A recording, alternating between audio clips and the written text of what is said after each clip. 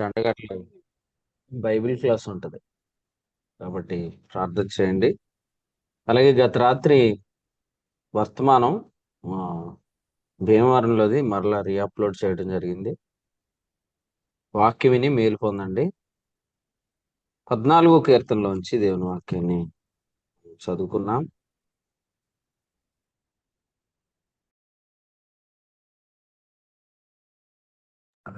కీర్తనల గ్రంథం 14వ కీర్తనలో బుద్ధిహీనులు దేవుడు లేడని తమ హృదయంలో అనుకొందురు. వారు చెడిపోయిన వారు, అసహ్య కార్యములు చేయుదురు. మేలు చేయువాడు ఒకడునూ లేడు. వివేకము కలిగి దేవుని వెదకువారు కలరేమో అని యెహోవా ఆకాశం నుండి చూచి నరులను పరిశీలించెను. వారందరూ దారి తొలగి బొత్తిగా చెడి ఉన్నారు. మేలు చేయువారు ఎవరునూ లేరు, ఒక్కడైనను లేడు. 4వ వచనం చూడండి. యెహోవాకు ప్రార్థన చేయక ఆహారము మృంగునట్లు నా ప్రజలను మృంగుచు, పాపము చేయువారికి అందరికి తెలివి లేదా? పాపము చేయువారు బహుగా భయపడుదురు. 14వ కీర్తనలో మనం చదువుకున్న వాక్యంలో దేవుడు లేడని బుద్ధిహీనులు తమ హృదయంలో అనుకొందురు అనే మాట మనం చూస్తాం. దేవుడు లేడు అని ఎవరికి అనిపిస్తుంది అంటే, దేవుణ్ణి వెదకే విధంగా వెదకని వారికి దేవుడు లేడు అనిపిస్తుంది. ముఖ్యంగా ఈ లోక సంబంధులు దేవుణ్ణి వివేకం కలిగి వెదకట్లేదని మనం 14వ కీర్తనలో చూస్తున్నాం. రోమీయులకు రాసిన పత్రిక మొదటి 2 అధ్యాయాల్లో కూడా రోమీయులకు రాసిన పత్రిక మనం పరిశీలిస్తే మనుషులు దేవుణ్ణి లేదా దేవుని నీతిని క్రియల మూలముగానైనట్లు వెంటాడుతున్నారు అనేది మనం చూస్తాం. అందుచేత వారు దాన్ని అందుకోలేకపోతున్నారని రోమాపత్రిక 9వ అధ్యాయంలో మనం చూస్తాం. కాబట్టి మనిషికి వివేకం లేదు. ఎందుకంటే ఈ సృష్టి కార్యములను ఆలోచిస్తున్నప్పుడు రోమాపత్రిక 1:20లో ఆయన దేవత్వము, ఆయన నిత్యశక్తి బయలుపరచబడుతున్నాయి. ఆయన దైవత్వం ఏంటంటే ఆయన మంచివారి మీదను చెడ్డవారి మీదను తన సూర్యుని ఉదయింపచేసి నీతిమంతుల మీద అనీతిమంతుల మీద ఆయన వర్షం కురిపిస్తున్నాడంటే దేవుడి సృష్టిలో చేసే ప్రతి కార్యం కూడా లేదా దేవుడు చేసే ప్రతి మేలు కూడా తన నీతిని బట్టి చేస్తున్నాడు. కాబట్టి మనిషి వెతకాల్సింది దేవుని నీతిని వెతకాలి. కానీ మనిషి స్వనీతి ద్వారా దేవుని వెతుకుతున్నాడు. అందుకనే రోమాపత్రిక మొదటి అధ్యాయంలో సృష్టి గురించి వివరంగా చెప్పిన తర్వాత మరి 2వ అధ్యాయంలో అన్యజనులు ఎలాగూ క్రియల మూలముగా నీతి ద్వారా నీతిని వెతుకుతున్నారని, 3వ అధ్యాయంలో ఎలాగూ యూదులు ధర్మశాస్త్రం వల్ల నీతిని వెతుకుతున్నారని వివరాలు రాసుకుంటూ వచ్చాడు. మొదటి అధ్యాయం రోమాపత్రికలో 20వ వచనంలో సృష్టించబడిన వస్తువులు ఆలోచిస్తే దేవత్వం అనేది తెలియబడుతుంది అన్నాడు. సో ఈరోజు సృష్టిలో శక్తి అనేది లేకపోతే ఈరోజు విద్యుత్ శక్తి ఉండేది కాదు. మనం అనుభవిస్తున్న ఆయా రూపక శక్తులను మనం అనుభవించేవాళ్ళం కాదు. ఈ శక్తి అంతటిని దేవుడు ఎందుకు పంపిస్తున్నాడు? కేవలం తన నీతిని బట్టి. దేవుని యొక్క నీతి బట్టి దేవుడు చేస్తున్నాడు తప్ప మన నీతిని బట్టి దేవుడు ఏది చేయటానికి లేదు. ఎందుకంటే ఇక్కడే చెప్పాడు కీర్తన గ్రంథం 14లో 3వ వచనంలో మేలు చేయవారు లేరు, ఒక్కడైన లేడు. ఇదే మాట రోమాపత్రిక 3వ అధ్యాయం 11లో నీతిమంతుడు లేడు, ఒక్కడు లేడు అని రాసి. కాబట్టి నీతిమంతుడు లేడు, ఒక్కడు లేడు అని మనం గమనిస్తే మరి దేవుడు వర్షం ఎవరిని బట్టి కురిపించాలా? సూర్యుడిని ఎవరిని బట్టి ఉదయింపు చేయాలా? అసలు దేవుడు ఎవరిని బట్టి కార్యం చేయాలా? కాబట్టి నీతిమంతుడు లేడు, ఒక్కడు లేడంటే దేవుడు ఖచ్చితంగా ఈ కార్యాలన్నీ తన నీతిని బట్టే చేస్తున్నాడు అనేది కన్క్లూజన్ మనిషికి వస్తుంది. కానీ మనిషి దేవుని నీతిని వెతుకుతున్నాడా? దేవుడు తన నీతిని బట్టి అన్ని చేస్తున్నాడని తెలిసినా అదే అంటాడు రోమాపత్రిక 1వ అధ్యాయంలో ఏమంటాడంటే తెలియ సఖ్యమైనదేదో అది వారి మధ్య విషదమై ఉన్నది అన్నాడు 19లో. తెలియ సఖ్యమైనదేదో అది వారి మధ్య విషదమై ఉన్నది అంటే తెలియాల్సిందేదో తెలిసినా క్రిందకు వచ్చి 22లో ఏమన్నాడంటే వారి అవివేక హృదయం అంధకారమయమయను తాము జ్ఞానులమని చెప్పుకొనుచు బుద్ధిహీనులైరి. కొన్నిసార్లు మనం ఏమంటామంటే తెలియక చేస్తున్నారేమో చెప్పండి, వివరాలు ఇవ్వండి అని అంటాం. కానీ తెలిసినా చేసేది వేరుగా ఉంటది. ఎప్పుడంటే వివేకం లేనప్పుడు, బుద్ధిహీనత వచ్చినప్పుడు.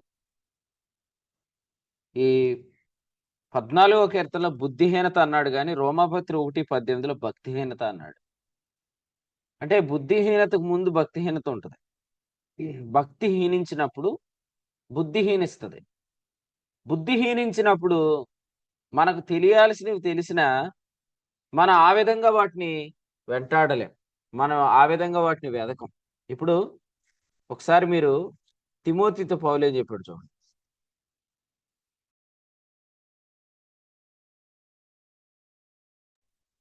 6వ అధ్యాయం 11 దైవజనుడా నీవైతే వీటిని విడిచి పారిపోము, నీతిని భక్తిని విశ్వాసమును ప్రేమను ఓర్పును సాత్వికము సంపాదించుటకు వెంటాడుము అన్నాడు. ఏది వదలాలి, ఏది వెంటాడాలి పౌలు తిమోతికి చెప్పాడు. ఏది వదిలేయాలి? ఓయ్ నువ్వు దైవజనుడివి, నువ్వు వీటిని విడిచిపెట్టేయాలా, వీటిని విసర్జించాలా. నువ్వు దైవజనుడు కదా, నువ్వు వెంటాడాల్సినవి వేరు. నీతి భక్తి విశ్వాసం ప్రేమ ఓర్పు సాత్వికం అవి ఎలా సంపాదించుకోవాలని నువ్వు వెంటాడాలి. సో మీరు చూడండి, ఏది విడిచిపెట్టాలా, దేని వెంబడి పరిగెత్తాలా. ఇక్కడ మనం బుద్ధిహీనులు వివేకము కలిగి దేవుని వెతకట్లేదు, అందుకని వారికి దేవుడు లేడేమో అనిపిస్తుంది. సరే, ఒకసారి ఆదికాండం 39వ అధ్యాయానికి మనం వస్తే 3వ వచనంలో యెహోవా అతనికి తోడై ఉండెను అనే మాట ఇక్కడ మనం చూస్తున్నాం. యెహోవా అతనికి తోడై ఉండెను. ఆ తర్వాత మీరు మరలా చదవండి, 40వ అధ్యాయంలో కూడా యెహోవా అతనికి తోడై ఉండెను అనే మాట ఉంది. 23వ వచనం 39:23 చెరసాల్లో కూడా యెహోవా అతనికి తోడై ఉన్నాడు. కానీ ఈ క్రింద పారాగ్రాఫ్ లో ఎక్కడైతే యోసేపును ఆ స్త్రీ శోధించిందో ఆ పారాగ్రాఫ్ లో యెహోవా అతనికి తోడై ఉన్నాడని లేదు. యెహోవా తోడుగా లేడా? ఉన్నాడు. ఇంకెలా చెప్తాను, యెహోవా తోడై ఉన్నాడు అనేది అతడు ఎంచుకున్నాడు కాబట్టి పాపం చేయలేదు. నేను ప్రభు సన్నిధిలో ఉన్నాను, ఆయన సన్నిధిలో ఉన్నాను, ఆయన ప్రజెన్స్ లో ఉన్నాను అనుకున్నాడు కాబట్టి తప్పు చేయలేదు. కానీ బుద్ధిహీనులు దేవుడు లేడు అనుకుంటున్నారు. ఇప్పుడు వాళ్ళు ఏం చేస్తున్నారంట, వాళ్ళు తెలివి లేక పాపం చేస్తున్నారు అన్నాడు. 14వ కీర్తన వచనం 4లో ఏమన్నాడు? తెలివి లేక పాపం చేస్తున్నారు అన్నాడు. అంటే పాపం చేయవారికి తెలివి లేదు.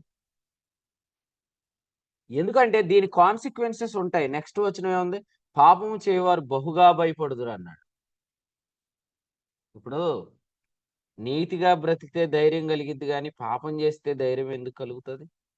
హెబ్రీ పత్రిక 3వ అధ్యాయం 6వ వచనం ప్రకారం ధైర్యము నిరీక్షణ వలన ఉత్సాహం అనేది విశ్వాస జీవిత కొనసాగింపులో ఉంటాయి.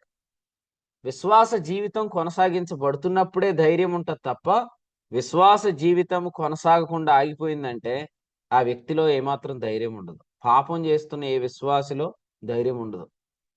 అందుకనే ఏమంటున్నాడంటే వాడికి తెలివి లేదు. ఎందుకంటే ఇప్పుడు పాపం చేసి వాడు బహుగా భయపడటంలోనికి వెళ్ళిపోతున్నాడు. కానీ అసలు ఎందుకు పాపం చేస్తున్నాడు? I am in the presence of God అనే కాన్షియస్నెస్ ను కోల్పోయాడు. ఎందుకు కోల్పోయాడు? దేవుడు లేడేమో అనుకుంటున్నాడు. ఎందుకు లేడు అనుకుంటున్నాడు? వివేకం కలిగి వెతకట్లేదు. సో ఈ విధంగా వివరంగా రాసుకుంటూ వచ్చాడు. దేవుడిని వెతకాల్సిన విధంగా వెతకపోవటం వల్ల, దేవుడు లేడేమో అనుకోవటం వల్ల, పాపం చేయటం వల్ల అతడు తెలివి లేకుండా చేశాడు పాపం. ఇప్పుడు బహుగా భయపడుతున్నాడు అని చెప్పాడు. కానీ మనము నీతిగా భక్తిగా బ్రతికే వారి గురించి మనం ఆలోచిస్తే హెబ్రీ పత్రిక 3:6 ఉంది. వారు చాలా ధైర్యంగా ఉంటారు, నిరీక్షణ కలిగి ఉత్సాహంగా ఉంటారు. అదే హెబ్రీ పత్రిక అదే 3వ అధ్యాయంలో ఇప్పుడు ఏం మాట్లాడుతున్నాడు చూద్దాం. అదే హెబ్రీ పత్రిక అదే 3వ అధ్యాయంలో పాపం చేసేవాడికి తెలివి లేదని ఎందుకన్నాడంటే 3వ అధ్యాయం హెబ్రీ పత్రికలో అన్నాడు 15వ వచనంలో పాపం చేసినప్పుడు హృదయం కఠినమైపోద్ది అన్నాడు. తర్వాత క్రిందకు వస్తే ఏమన్నాడంటే ఆ హృదయం కఠినం అవటం వల్ల 17లో అన్నాడు పాపము చేసిన వారు అరణ్యంలో రాలిపోయారు, ఆయన యొక్క వాగ్దానంలో వారు ప్రవేశించలేదన్నాడు. ఇదే హెబ్రీ పత్రిక 3:6లో ఏమన్నాడు? ధైర్యము నిరీక్షణ వలని ఉత్సాహము అనే విషయం చెప్పాడు. ధైర్యం ఎవరిలో ఉంటది? 3వ అధ్యాయం 1వ వచనం ప్రకారం కొనసాగుతున్న వారిలో ఉంటది, జీవిస్తున్న వారిలో ఉంటది, నీతిగా భక్తిగా బ్రతుకుతున్న వారిలో ఉంటది. ఇంకా చెప్పాలంటే ఆ ప్రధాన యాజకుని మీద లక్ష్యం ఉంచి ఇంటి వాళ్ళు నిర్మించబడుతున్న వారిలో ధైర్యం ఉంటది. కానీ పాపం చేసే వాళ్ళకి వాళ్ళు బహుగా భయపడతారు. బహుగా ఎందుకు భయపడతారంటే పాపం అనేది బహుగా భయం ఎందుకు కలిగిస్తుందంటే పాపం చేసిన తర్వాత వచ్చే ఆ కాన్సిక్వెన్సెస్ ఏవైతే ఉంటావో అవన్నీ కూడా ధైర్యాన్ని కలిగించేవిగా ఉండవు అన్నమాట. నేను మొన్న ఎడదవల్లో కూడా జ్ఞాపకం చేశాను.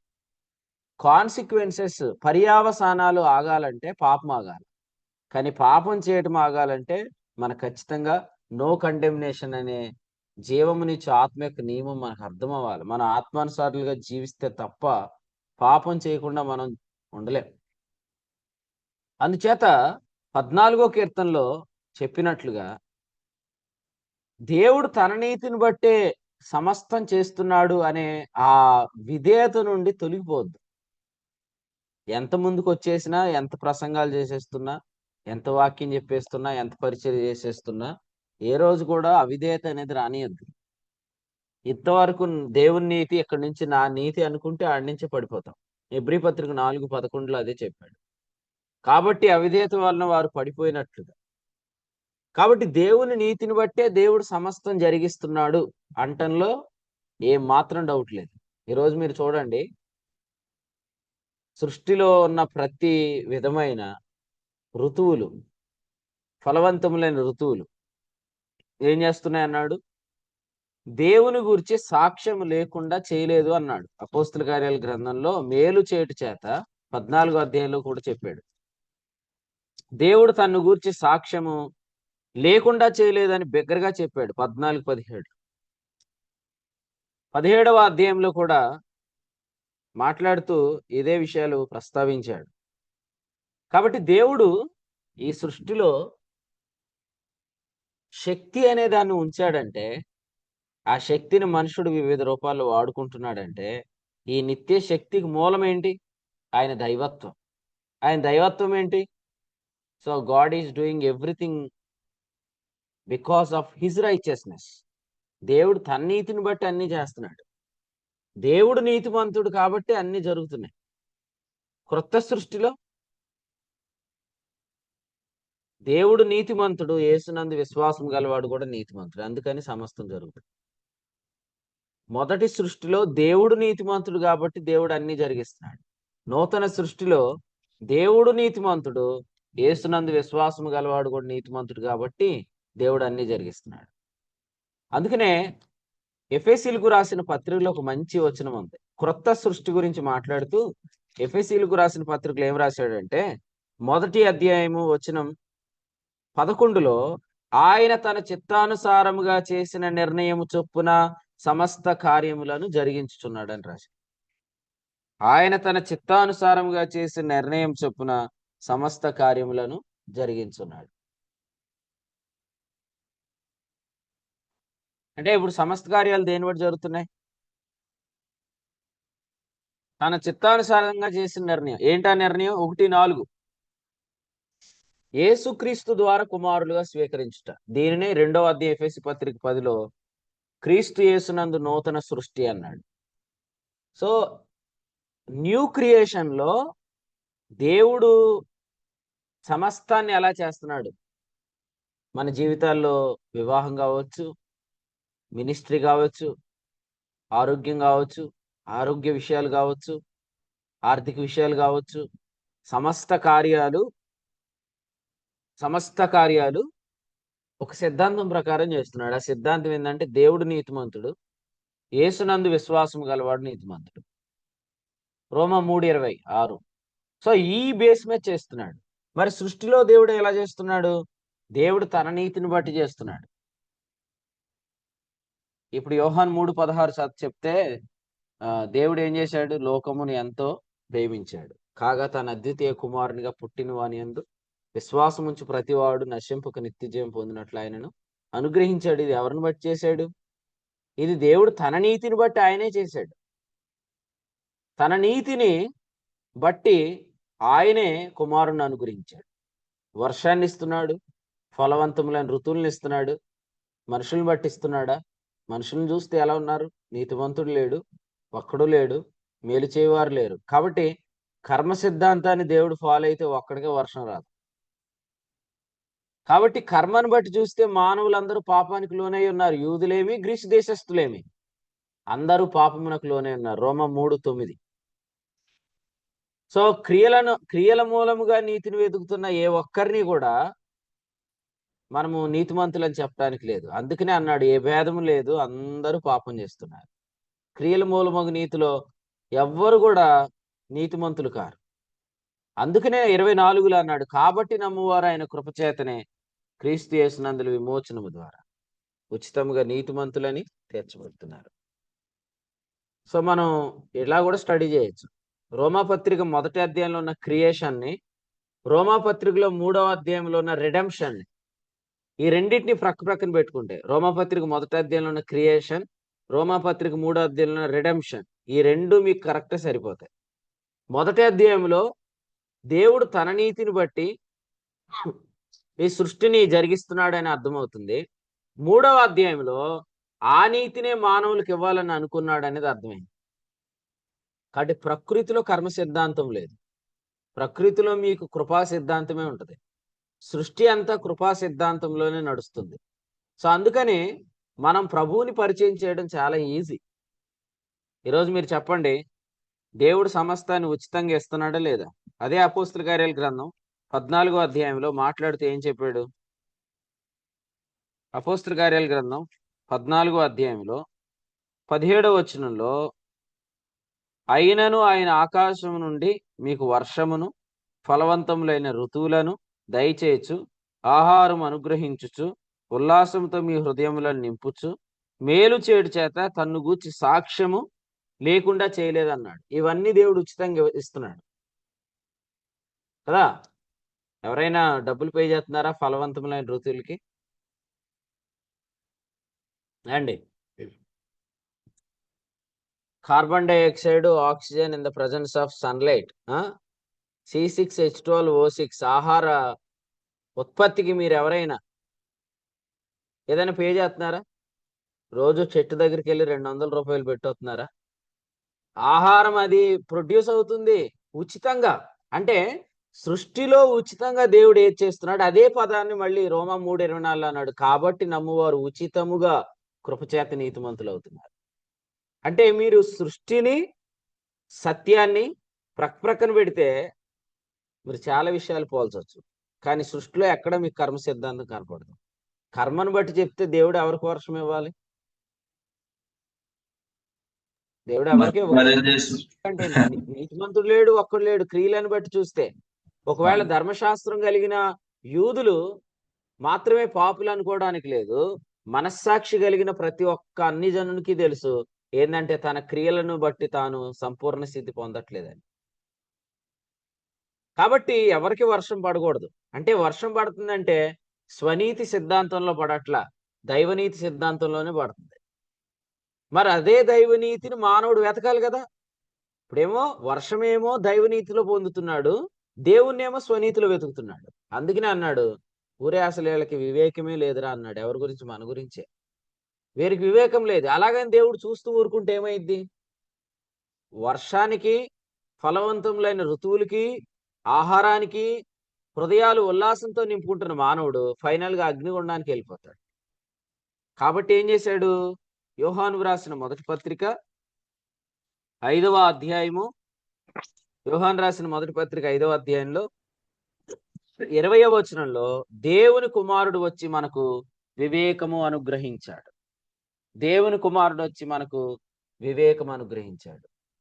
వివేకం అనేది మనకు లేదు కాబట్టి దైవ కుమారుడు వచ్చి వివేకం అనుగ్రహించాడు. మొట్టమొదట కృపా సిద్ధాంతం గురించి సవివరంగా సుస్పష్టంగా యేసు ప్రభువే చెప్పారు. ప్రపంచంలో ఏ బోధకుడు చెప్పలేదు. ఆయన మొట్టమొదట తన యొక్క మొదటి ప్రసంగం కొండ మీద చేశారు. ఆ కొండ మీద ప్రసంగంలో యేసు ప్రభు ఏం చెప్పారంటే, మొదట నా నీతిని వెతకండి అన్నాడు. Seek my righteousness, not your own righteousness. నా నీతిని వెతకండి. మాత్రమే కాదు, అక్కడ ఇంకేమన్నాడంటే, మత్తయి సువార్తలో మాట్లాడుతూ ఆయన ఏమన్నాడంటే 7వ అధ్యాయంలో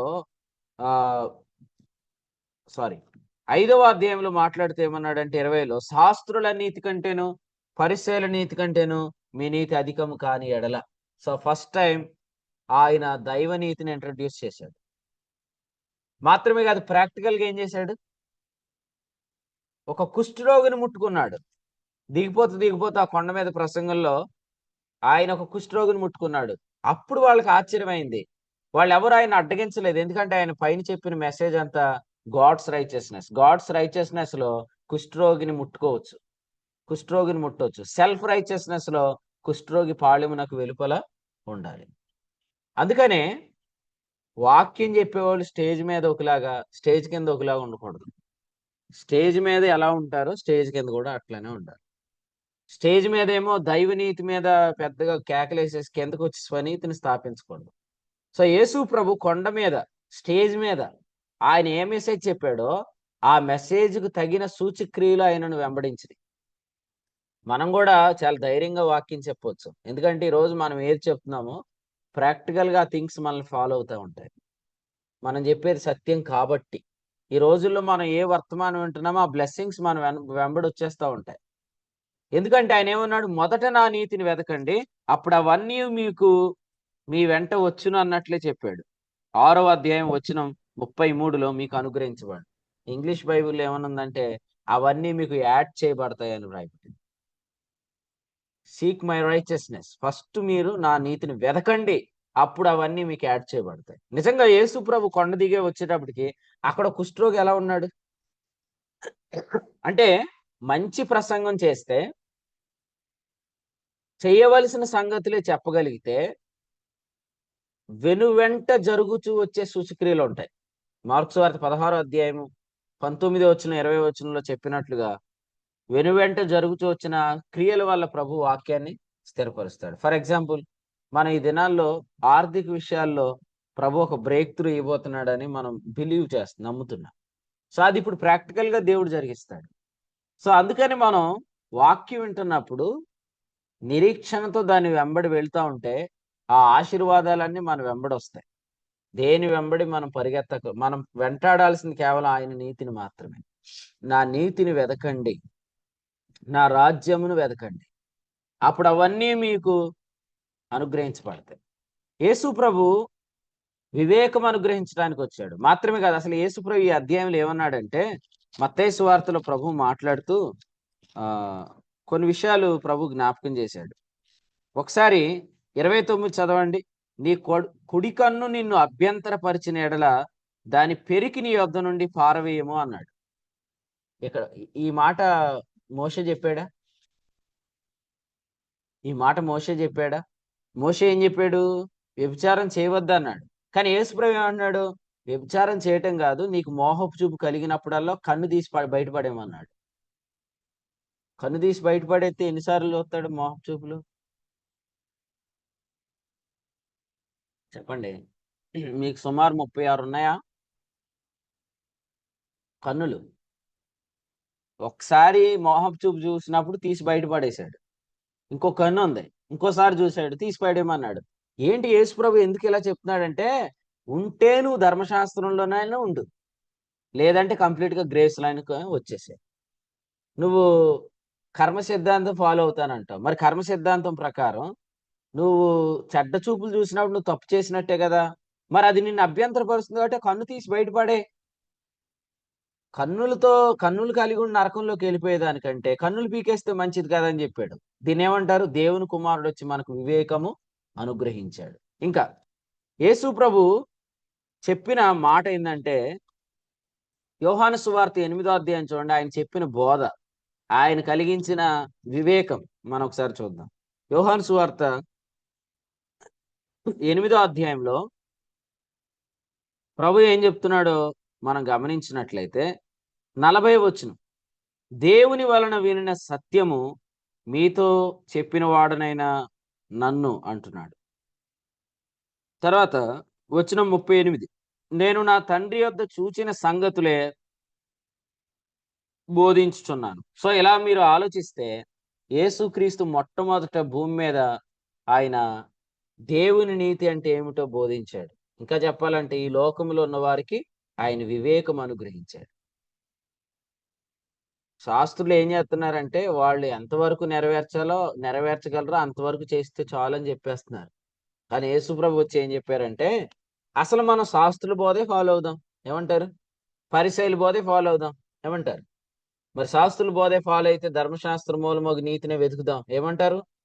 ఒకవేళ ధర్మశాస్త్ర మూలమగు నీతినే వెతికేటట్టయితే మరి నీ కన్ను నిన్ను అభ్యంతరపరిస్తే దాన్ని పెరికివేయాలి, నీ చెయ్యి నిన్ను అభ్యంతరపరిస్తే దాన్ని నరికివేయాలని చెప్పాడు. అంటే ప్రభు ఏదో చేతులు నరికేయడానికి కన్నులు నరికేసుకోమని చెప్తాకు రాలా. నువ్వు ఎందుకురా బాబు చల్లని కొండ మీద ఉంటావు, వెచ్చని కొండ మీద కాలెత్తావు, అందులో ఉండు, ట్రూత్ని ఫైండ్ అవుట్ చేయి. సత్యాన్వేషి అని మీరు అనుకుంటే, సత్యాన్ని అన్వేషించాలంటే మీరు అందులోను కాలేయద్దు, ఒకే దానిలో ఉండండి. ఈ బోధను వెంటాడుతూ ఇంకో టీచింగ్ ని వెంటాడుతూ 2 కొండల మీద మీరు కాలేస్తే మీకు తెలియాల్సినవి తెలియదు. మీరు చాలా తెలివైన వాళ్ళు అనుకుంటారు, మీరు బుద్ధిహీనులు అన్న సంగతి తర్వాత తెలుస్తుంది. ఎందుకంటే ఇలాంటి ఒక మత్తులోనికి వెళ్ళటం ద్వారా దేవుడు లేడేమోననే, అంటే దేవుడు లేడా అనే క్వశ్చన్కి ఉన్నాడనే అంటారు. కానీ దేవుడు ఉన్నాడనే ప్రజెన్స్ని ఎక్స్పీరియన్స్ చేయకపోవటం వల్ల, ఆ దైవ భయం లేకపోవటం వల్ల దేవుని పాపం చేయటానికి తెగిస్తారనమాట. యాకోబు ఏమన్నాడు? నిశ్చయముగా యెహోవా ఈ స్థలమందు ఉన్నాడు, ఇది దేవుని మందిరమే, ఇది పరలోకపు గవిని అన్నాడు. నిజంగా గాడ్స్ ప్రజెన్స్ మనం ఎక్స్పీరియన్స్ చేస్తే తప్పు చేస్తామా, పాపం చేస్తామా? సో మనం దేవుడు ఉన్నాడు అనే భయం లేదు. ఇప్పుడు మలాకి గ్రంథంలో మాట్లాడుతూ కుంటిదాన్ని నాకు అర్పిస్తున్నారు అన్నాడు. కుంటిదాన్ని నాకు ఇస్తున్నారు, గుడ్డిదాన్ని నాకు అర్పిస్తున్నారు అన్నాడు. నిజం చెప్పండి, కానుకలు వేసేవాడికి దేవుని సన్నిధిలో ఉన్నాను, దేవుడు చూస్తున్నాడు, దేవుడు గమనిస్తున్నాడు అన్నవాడు అటువంటి మోసపూరితమైన హృదయంతో కానుకేస్తాడు? వేయుడు. అంటే ఇప్పుడు మనం ఏం చేస్తున్నా దేవుని సన్నిధిలో ఉన్నాము అనే సెన్స్లో చేయాలి. ఈరోజు మీరు వాక్యం వింటున్నా కూడా మీరు వింటున్నారు, కానీ నేను దేవుని సన్నిధిలో ఉన్నాను అని వింటే అది మీకు క్షేమంగా ఉంటుంది. అయితే దేవుని సన్నిధిలో ఉన్నామనే సెన్స్ ఎప్పుడు కలుగుతుంది? మనం దేవుణ్ణి వెతకాల్సిన విధంగా వెతికితేనే ఆయన ఉన్నాడని మనకు అర్థమవుతుంది. దేవుణ్ణి వెతకాల్సిన విధంగా వెతకపోతే దేవుడు ఉన్నాడనే క్వశ్చన్కి ఉన్నాడు అంటాం, కానీ మన ప్రవర్తన అంతా దేవుడు లేడు అన్నట్టే ఉంటుంది. మనం కొన్నిసార్లు చెప్తాం కదా, ఎక్కడున్నావు అర్థమవుతుందా, you are in the presence of God అని మనం చెప్తున్నాం. ఎందుకంటే వాళ్ళు అసలు దేవుని సన్నిధిలో ఉన్నట్టే ఉండదు. ప్రసంగి గ్రంథం 5వ అధ్యాయం 1వ వచనంలో ఏమన్నాడు? నీవు దేవుని మందిరానికి పోయినప్పుడు పక్కనులతో సోదేసుకుంటూ ఉండుము అన్నాడా? నువ్వు దేవుని మందిరానికి పోయినప్పుడు నీ ప్రవర్తన జాగ్రత్తగా ఉండునట్లు చూసుకో అన్నాడు. మనం కొన్ని చోట్లకి వెళ్తే చెప్పాలి, కాళ్ళు చాపుకోకండి, ఎదుటోళ్ళని అన్నకండి, మీరు ఇబ్బంది ఉంటే కుర్చీలో కూర్చోండి, లేకపోతే అమ్మ ముచ్చట్లు పెట్టొద్దేడా అని చెప్తూ ఉంటాం. కానీ మా స్థానిక సంఘంలో అలా ఏం చెప్పక్కర్లేదు. ఎందుకంటే దేవుని సన్నిధిని ఎక్స్పీరియన్స్ చేసేవాళ్ళకి మనం చెప్పక్కర్లేదు. కానీ కొన్ని చోట్ల ఫోన్ గెలుపుకుంటా ఉంటారు కొంతమంది. అంటే వాళ్ళు దేవుని సన్నిధిలో ఉన్నామని, దేవుడు ఉన్నాడు ఇక్కడ అనే భయం వాళ్ళకి లేదు. సేమ్ అలాగే నీ సీక్రెట్ లైఫ్లో, నీ రహస్య జీవితంలో నువ్వు ఏం చేస్తున్నావు? దేవుడు ఉన్నాడు అనే భయంతోటే బ్రతుకుతున్నావా, లేదా తెలివి లేకుండా పాపం చేస్తున్నావా? ఎందుకంటే తెలివి లేదు పాపం చేసేవాడికి. ఎందుకంటే పాపం చేసిన తర్వాత వాడికి బహుభయాలు చుట్టుకుంటాయి. ఇప్పుడంటే నేను తప్పు చేస్తున్నాను ఎవడు చూడట్లేదు అని మనం అనుకుంటాం, కానీ పాపం చేసిన వాడికి భయాలు ఉండవా? ఎందుకంటే ధైర్యం ఎవరి అకౌంట్లో ఉంది? హెబ్రీ పత్రిక 3:6 ప్రకారం ఆ నీతిగా భక్తిగా బ్రతికేవాడు తన జీవాన్ని కొనసాగింపజేసుకునేవాడిలో ధైర్యం ఉంటది, కానీ ధైర్యం పాపం చేసేవాడికి ఉండదు. రెండోది ఏంటంటే పాపం వల్ల హృదయ కాఠిన్యత వచ్చేసిద్ది. ఇప్పుడు పాపం చేసాం భ్రమలోకి వెళ్ళిపోతాంగా. ఎందుకంటే తప్పు చేసినోడు ఏమనుకుంటాడు తను గూర్చి? నేను పాపినే అనుకుంటాడు. ఎంత సత్యం తెలిసినా నేను ఈ తప్పు చేశాను కాబట్టి కండెమినేషన్ ఉందేమోననే ఫియర్ లోకి వెళ్ళిపోతాడు. ఒక అబద్ధంలోనికి వెళ్ళిపోతాడు. అప్పుడు రిలీజియన్ అనేది స్టార్ట్ అయింది. మతం అనేది ఎప్పుడైతే స్టార్ట్ అయ్యిద్దో ఆ వ్యక్తి విశ్రాంతిలోంచి పడిపోతాడు, వాగ్దానం పోగొట్టుకుంటాడు. అందుకని ఏమన్నాడు? తెలివి లేని పని చేయొద్దు అంటున్నాడు. దేవుడు ఉన్నాడు అనిపించాల. ఎవ్వరు ఆ ఇంటిలో లేకపోయినా యోసేపు గురించి ఏముంది? ఆ ఇంట్లో ఎవ్వరు లేరు, కానీ యోసేపుకి ఏముంది? But God is here, God is with me. దేవుడు నాతో ఉన్నాడు, దేవుడు నాతో ఉన్నాడు. అందుకని ఒక పదం వాడాడు చూసారా? ఏమన్నాడంటే నేనెట్లు దేవునికి విరోధంగా అన్నాడు. నేనెట్లు దేవునికి విరోధంగా. పరిశుద్ధాత్ముడు అక్కడ రాయలే యెహోవా అతనికి తోడై ఉండునని. ఎక్కడ రాశాడు? పొలములో రాశాడు, ఇంటిలో రాశాడు, చెరసాల్లో రాశాడు. కానీ శోధించబడుతున్న టైంలో కూడా యెహోవా అతనికి తోడై ఉండునని రాయలేదు. కానీ యోసేపే చెప్పుకున్నాడు ఏమనంటే still God is with me, దేవుడు నాతో ఉన్నాడు. సో దేవుడు ఉన్నాడు అనేది మనం గమనించాలి. కాబట్టి దేవుడు ఉన్నాడని అర్థమైతే అప్పుడు మనం ఏం చేస్తున్నాం అనే అది బాగుంటది అనమాట. లేదా మనం ఏం చేస్తాం? ఎవరైనా ఇక్కడ ఉన్నారా? ఎవరు నన్ను చూడట్లేదు కదా, ఎవరికి తెలియదు కదా, ఎవరు గమనించట్లేదు కదా అనుకుంటా. అట్లా ఉంటదా? అదేం ఉండదు. దేవుడు అన్ని వింటున్నాడండి, అన్ని చూస్తున్నాడు, అన్ని గమనిస్తున్నాడు. కాబట్టి దేవుడు ఏమి చూడట్లేదు, ఏమి వినట్లేదు అని మనం అనుకోకూడదు. మలాకి గ్రంథంలో 4వ అధ్యాయంలో ఆయన వింటున్నాడు అని రాశాడు. ఇప్పుడు మనం చదువుకున్న వాక్యంలో కూడా అదే మాట ఉంది. యెహోవా పరిశీలించుచున్నాడని లేదా? 14వ కీర్తనలో ఏముంది? ఆకాశము నుండి ఆయన పరిశీలిస్తున్నాడు. నేను పరిశీలించగలనా మిమ్మల్ని? మీరు ఏం చేస్తున్నారు నాకు తెలుస్తుందా? నేను గమనించుకుంటానా?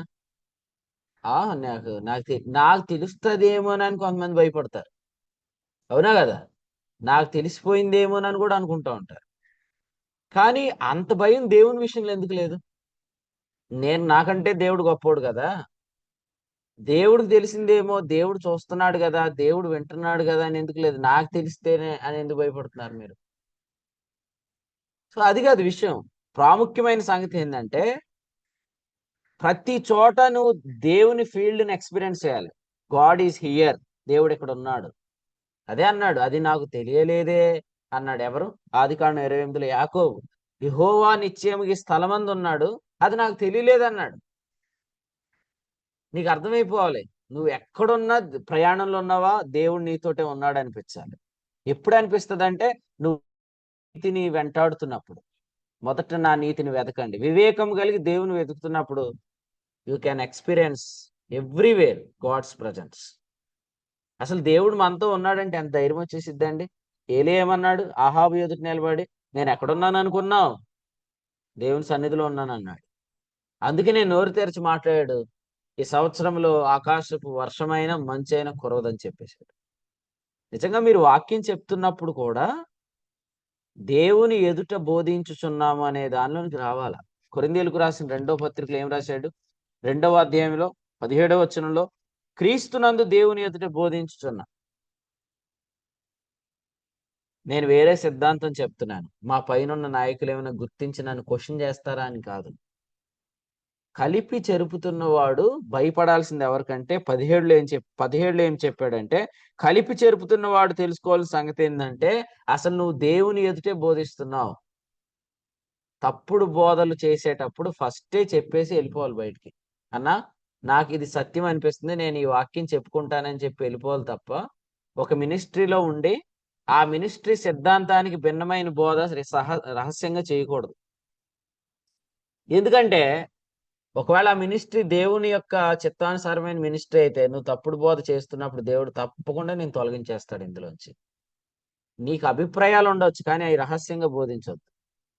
యోధా పత్రిక 1వ అధ్యాయం 4వ వచనం, గలతీ పత్రిక 2వ అధ్యాయం 4 మీరు చదివితే రహస్యకరమైన భిన్నాభిప్రాయాలు రహస్యంగా బోధిస్తున్నారంట కొంతమంది.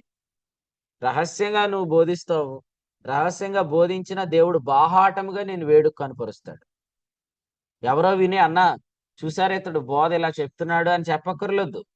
దేవుడే నీ జీవితంలో కొన్ని విషయాలను అనుమతించి తద్వారా నువ్వు బయటకు వచ్చేటట్టు చేస్తాడు. ఆ తర్వాత మనకు బయలుపరచబడుతుంది ఏమంటే they preached the wrong things even though they continued in this ministry. ఈ పరిచర్లో వారు కొనసాగుతున్నప్పటికీ ఈ సత్యానికి భిన్నమైన వాటిని వారు ఉపదేశిస్తున్నారనేది బయటపడిపోతుంది. సత్యప్రసాద్ గారు అర్థమైందా? కాబట్టి ఏది పడితే అది నోటుకొచ్చింది వాక్యం చెప్తే బర్నబాస్ అన్నకి వింటున్నాడా లైవ్లు నాయి అని మీరు అనుకోవద్దు.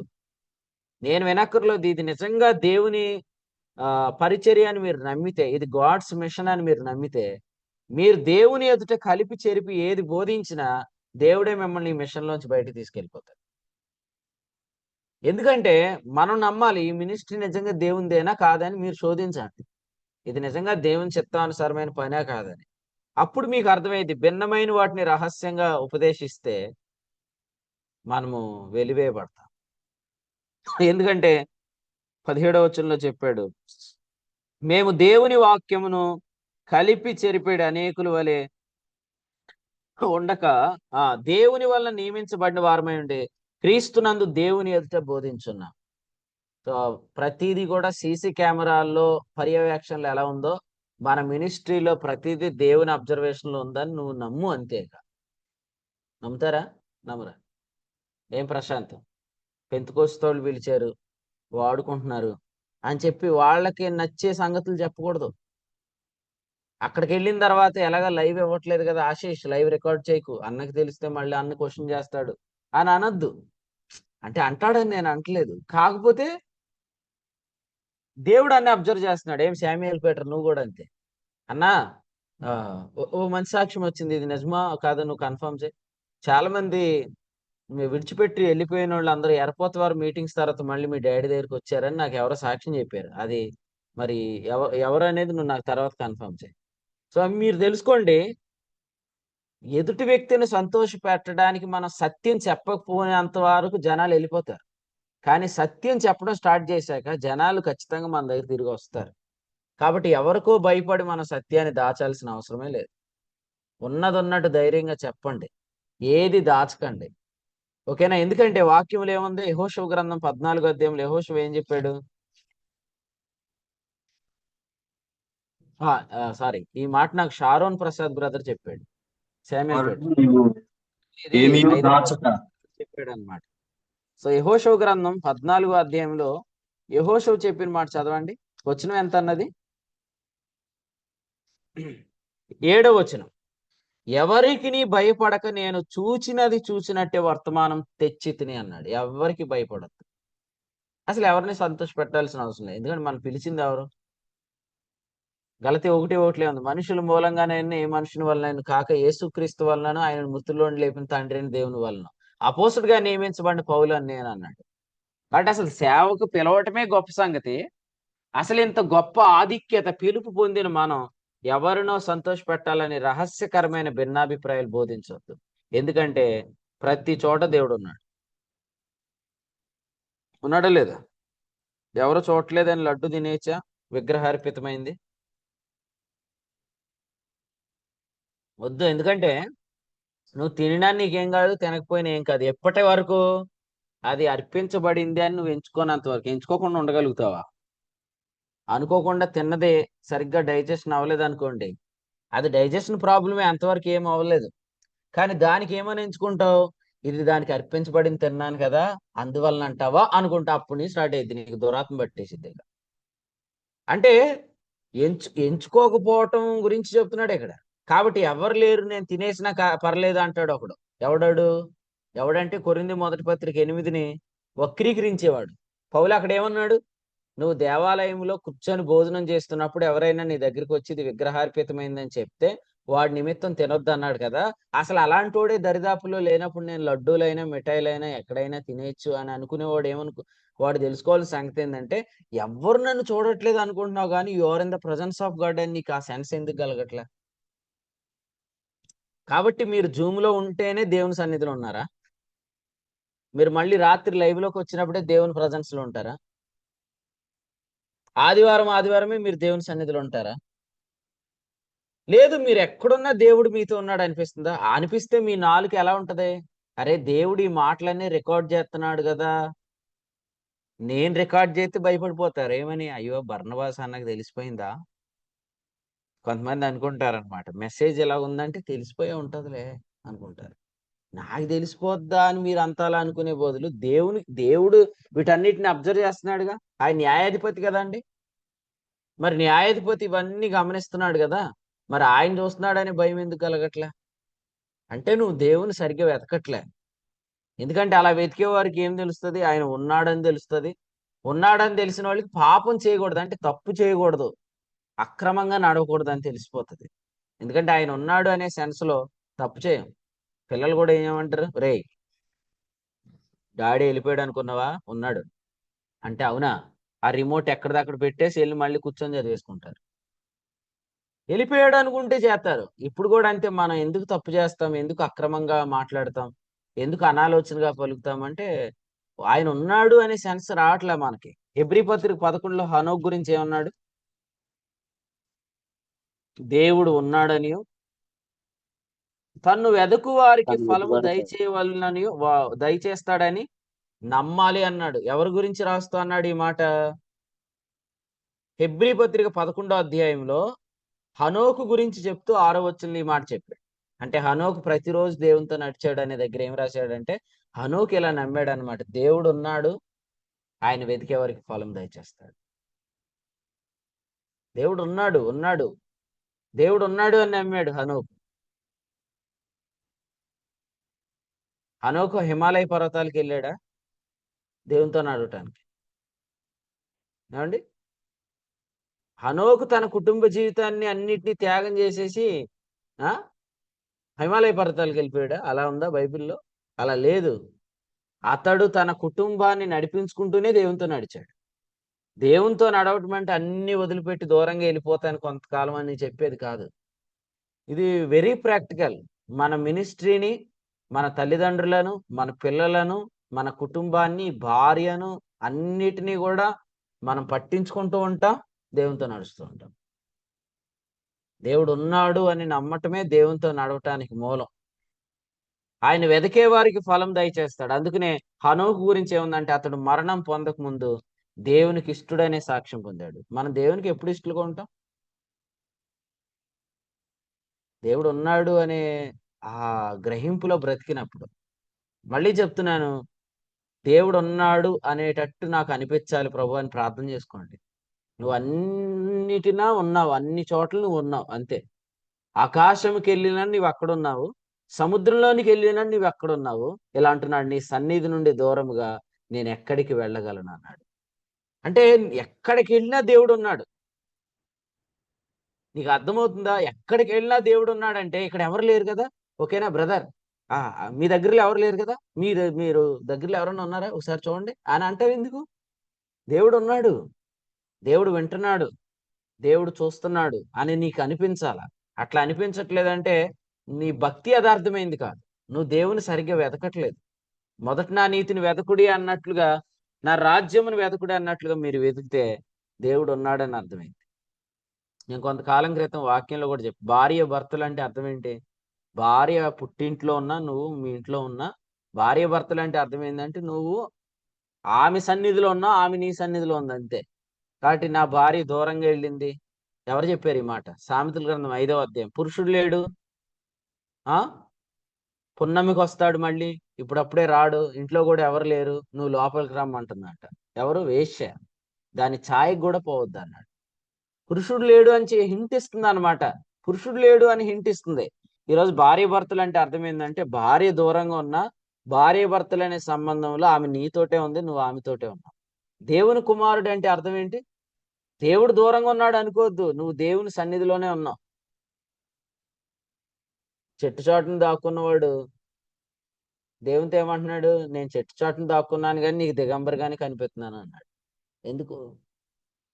చెట్టు మరుగు చేసిద్దా దేవునికి? చెప్పండి. మనుషులకు మరుగు చేసిద్ది చెట్టు, దేవునికి మరుగు చేయదుగా.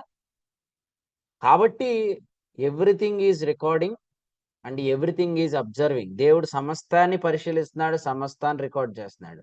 మనకు తెలియదు కానీ దేవుడు వీటన్నిటిని గమనిస్తున్నాడు. కాబట్టి ఆయన తన గమనిస్తున్నాడు అన్న సంగతి మనకు కూడా చెప్తాడు.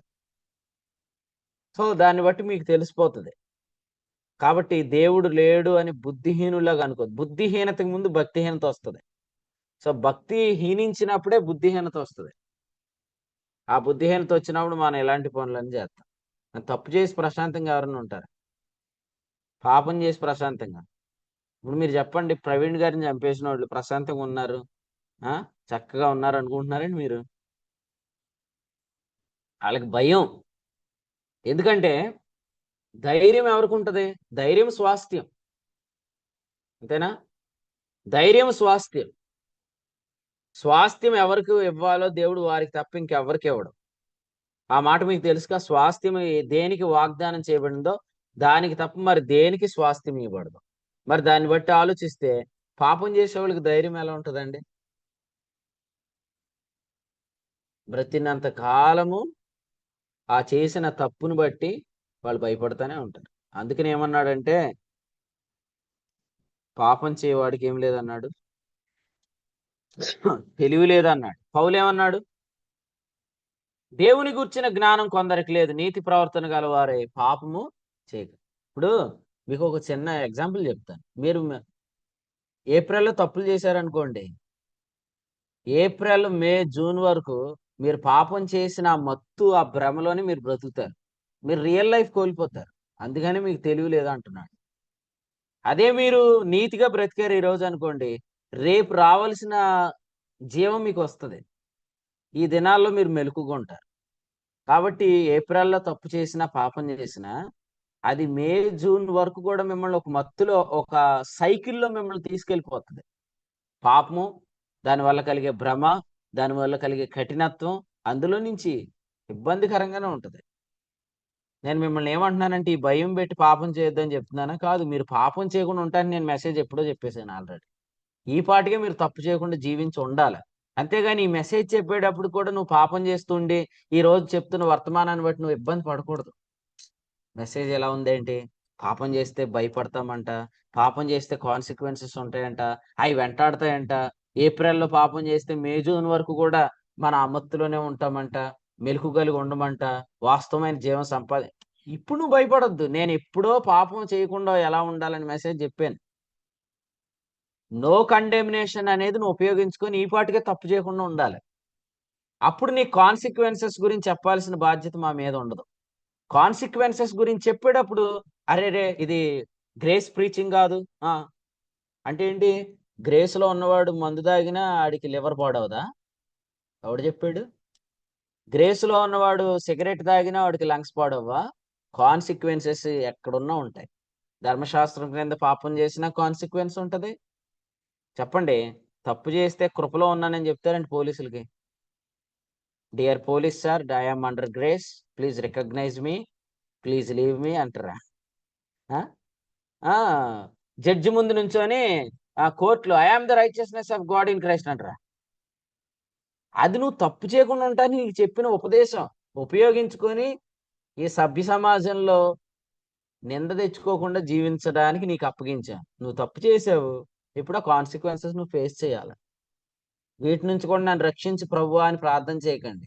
కాన్సిక్వెన్సెస్ నుంచి ప్రభు రక్షించడు, పాపము నుండి రక్షిస్తాడు, తద్వారా కాన్సిక్వెన్సెస్ నుంచి రక్షిస్తాడు. కానీ పాపము నుండి రక్షించడానికి నీకు ఏం చెప్పాలి అది ప్రభు ముందే చెప్పాడు. ఏం చెప్పాడు? రోమా 8:2, క్రీస్తు యేసునందు జీవమునిచ్చు ఆత్మ యొక్క నియమం పాప మరణముల నియమము నుండి నన్ను విడిపించాను.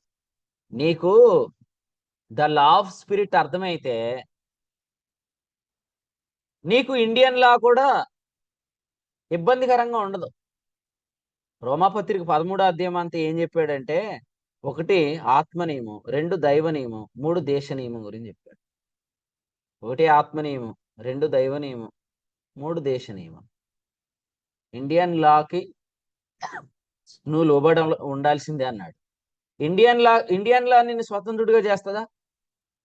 నేను అడుగుతున్నాను. భారత రాజ్యాంగంలో ఉన్న సెక్షన్ ప్రకారం నీకు శిక్ష అమలైద్ది అని ఉంటది తప్ప భారత రాజ్యాంగం పాపం చేయకుండా ఎవరినైనా కాపాడగలుగుతుందా? లేదు. ఆత్మ యొక్క నియమం కాపాడుతుంది.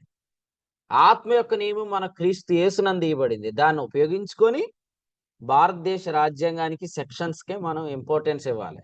అంతేగాని ఇదేంటండి నీతిమంతుల్ని తీసుకెళ్లి జైల్లో వేసేసారంటే ఎవడు ఎదుటి నీతిమంతుడాడు? దేవుని ఎదుటి నీతిమంతుడు. దేని బట్టి నీతిమంతుడు? యేసుప్రభు రక్తాన్ని బట్టి నీతిమంతుడు. మరి ఇక్కడ జైల్లో ఎందుకు వేశారు? వాడు పాపం చేశాడు కాబట్టి వేసాడు. పాపం చేస్తే ఏ సెక్షన్ ప్రకారం అమల్లోకి వస్తాము, శిక్షలోకి వస్తాము? అది భారత రాజ్యాంగంలోనే, ఇండియన్ కాన్స్టిట్యూషన్ ప్రకారమే నీకు శిక్ష అమలు పడుతుంది అనమాట. కాబట్టి ఇక్కడ ఇండియన్ కాన్స్టిట్యూషన్ ఉంది కాబట్టి, కాన్స్టిట్యూషన్ ఉంది కాబట్టి, భారత రాజ్యాంగం ఉంది కాబట్టి నేను తప్పు చేయకుండా ఉంటానంటే ఎవరుంటారు? అలాగా ఉంటారు ఎవరైనా? వ్యభిచారం చేసేవాడికి మన భారతదేశంలో శిక్ష ఏంటి? సరే, దైవ నియమంలో శిక్ష ఏంటి? వ్యభిచారం చేస్తే వాడు చచ్చిపోతాడు, చంపేవాడిని. భారత రాజ్యాంగం ప్రకారం శిక్ష ఏంటి? వాడికి యావజ్జీవ కారాగార శిక్ష ఉందే అనుకోండి, అదే విధిస్తారు. కానీ అది ఉందని చెప్పి ఎవడైనా తప్పు చేయకుండా ఉండగలుగుతాడా? మోహపు చూపులు చూడకుండా ఉండగలుగుతాడా? కాదు. దానికి ప్రభు మనకేమిచ్చాడు? క్రీస్తు యేసునందు జీవమునిచ్చి ఆత్మనీయం ఇచ్చాడు. దీన్ని ఉపయోగించుకోండి, తప్పు చేయకుండా ఉండండి. కానీ తప్పు చేసిన తర్వాత కాన్సిక్వెన్సెస్ ఉండకూడదని ప్రార్థన చేయొద్దు. వాటి నుంచి ఏదోలా బయట. నువ్వు పాపం చేస్తే వాక్యం చెప్తున్నదే నేను చెప్తున్నాను, నువ్వు బహుగా భయపడతానే ఉంటావు. ఎందుకంటే ధైర్యం అనేది నీతిగా బ్రతికేవారి సాక్షి. 5వ వచనంలో చెప్పాడు, ఎందుకనగా దేవుడు నీతిమంతుల సంతానం పక్షంగా ఉన్నాడు. ఆయన చెవులు ఎటున్నాయన్నాడు? పేతురు రాసిన మొదటి పత్రిక 3వ అధ్యాయంలో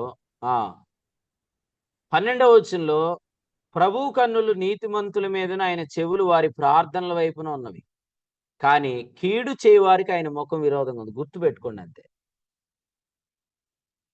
నాకేంటి కృపావరం రావట్లేదు, నన్ను ఎందుకు దేవుడు ఈ పరిచయలో ఉన్న కొన్ని గిఫ్ట్స్ లోకి తీసుకెళ్ళట్లేదంటే, నువ్వు కీడు చేస్తున్నా కూడా దేవుడు ఆ గిఫ్ట్ లోకి తీసుకెళ్ళిపోతాడా? ఆ ప్రమోషన్ నీకు ఇచ్చేస్తాడు ఎవడో? ఎందుకంటే ఇక్కడ 10వ వచనంలో ఏం చెప్పాడు? మంచి దినాలు చూడాలి అన్నాడు. మంచి దినాలు చూడాలంటే నువ్వేం చేయకూడదు? కీడు చేయకూడదు. నీతిమంతుల సంతానం పక్షంగా ప్రభు ఉన్నాడు. కీర్తనల గ్రంథంలో చెప్పాడు. ఏం చెప్పాడు? 14వ కీర్తనలో 6వ వచనంలో, బాధపడు వారి ఆలోచనను మీరు తృణీకరిస్తున్నారు, అయినను యెహోవా వారికి ఆశ్రయం అన్నాడు. బాధించే వాళ్ళు ఉన్నప్పుడు, మనం బాధపడుతున్నప్పుడు మనం చెప్పే ఆలోచన కూడా నువ్వు వినటానికి ఇష్టపడవు కదా. అరే వాళ్ళకి ఎంత బాధ కలుగుతుంది, వాళ్ళని ఎంత బాధ పెడుతున్నారు, ఒకసారి మనం వాళ్ళ ఆలోచన ఎందామని నువ్వు అనుకోవు. కానీ యెహోవా వారికి ఆశ్రయంగా ఉన్నాడని చెప్పాడు. కాబట్టి కీడు చేస్తున్న వారు ఉంటారు, ఆ కీడును ప్రోత్సహిస్తున్న వారు కూడా ఉంటారు. అయితే వాళ్ళు తెలుసుకోవాల్సింది ఏంటంటే, ఇలా ఎవరైతే కీడు చేస్తున్నారో వారు 10వ వచనంలో చెప్పిన ఆ మంచి దినాల్లోనికి వారు రారు. నీతిమంతులను ప్రభు అబ్జర్వ్ చేస్తున్నాడు. అందుచేత ప్రియులారు వినండి, మనం ఏదో కీడు చేసేసి మనం ఏదో తప్పించుకుంటాం అనుకోవద్దు. నెక్స్ట్ వచనంలో ఏమన్నాడు? 13లో, మీరు మంచి విషయంలో ఆసక్తి గలవారైతే మీకు హాని చేయవాడెవడు? అంటే నేనేం చెప్తున్నానంటే, మీకు ఎవరైనా కీడు చేయాలని తలంచినా మీకు కీడు కలగదండి, గుర్తుపెట్టుకోండి. రాత్రి మెసేజ్ కూడా అది. శ్రమలు మన వల్ల వస్తే మనకు హాని జరుగుతుంది, శ్రమలు ఇతర వల్ల వస్తే మనకు వరం కలుగుతుంది. ఇదే రాత్రి మెసేజ్ యొక్క టైటిల్. ఎంతమంది విన్నారు నాకు తెలీదు. వినకపోతే ఖచ్చితంగా భీమవరం మెసేజ్ ఓపెన్ చేసి ఖచ్చితంగా వినండి, షేర్ చేయండి ఎక్కువ మందికి. ఎందుకంటే ఈ వచనాన్ని పూర్తిగా నేను వివరించాను. ఎవరికైనా శ్రమ కలిగిన వాడు ప్రార్థన చేయవలను అనే దానిలో నుంచి రాత్రి మెసేజ్ వచ్చింది. కాబట్టి ఇప్పుడు శ్రమలు మీ వల్ల కలిగితే హాని కలుగుతుంది, శ్రమలు మీకు ఇతరుల వల్ల కలిగితే మీకు హాని కలదు, వరం కలుగుతుంది. కాబట్టి మనం ఇక్కడ ఏం తెలుసుకోవాలంటే, అలెగ్జాంద్రును కంచెరవాడు నాకు చాలా కీడు చేశాడు. కీడు కలిగిందా పౌలుకి? కీడు కలగలే, వరం కలిగింది. మరి వాడికి వాడికి ఏం చెప్పాడు ప్రభు? నీతిమంతుల సంతానం పక్షంగా నేనున్నాను, బాధపడు వారి ఆలోచనను నేను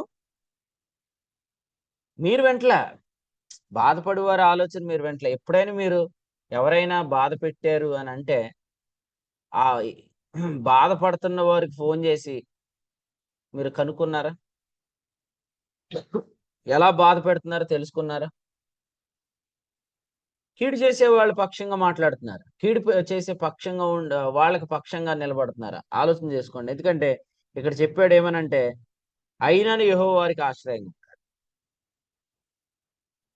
నెక్స్ట్ ఏముంది తెలుసా? నెక్స్ట్ వచనంలో సియోన్లో నుండి ఇశ్రాయేలునకు రక్షణ కలుగును అన్నాడు. నిజమే. ఇప్పుడు యేసు ప్రభు ఇశ్రాయేలీయులను గమనిస్తున్నాడు. పితరులను బట్టి వారు ఏమై ఉన్నారన్నాడు? ప్రియులై ఉన్నారు. సువార్తను బట్టి శత్రువులే గాని పితరులను బట్టి ప్రియులై ఉన్నారు. నీతిమంతుల సంతానాన్ని ఆయన విడిచిపెట్టడం, ఇశ్రాయేలీయులను ఆయన విడిచిపెట్టడం, ఆయన చెరలోని వారిని రప్పించబోతున్నాడు. ఆయన ఇశ్రాయేలుకు మరలా రక్షణ కలుగు చేయబోతున్నాడు. సేమ్ అదే విధంగా ఫరో బలము నుండి ఆ రోజు ఆయన ఎలా విడిపించాడో, ఈ రోజు ఆయన సమస్త దేశ జనుల్లో చెదిరిపోయిన యూదులను సమకూర్చి వారికి దేశాన్ని అప్పగించబోతున్నాడు. మరి ఈ సత్యాన్ని మనం కూడా నమ్మగలిగితే ప్రభు మనల్ని విడిచిపెట్టడు అనేది నమ్మండి.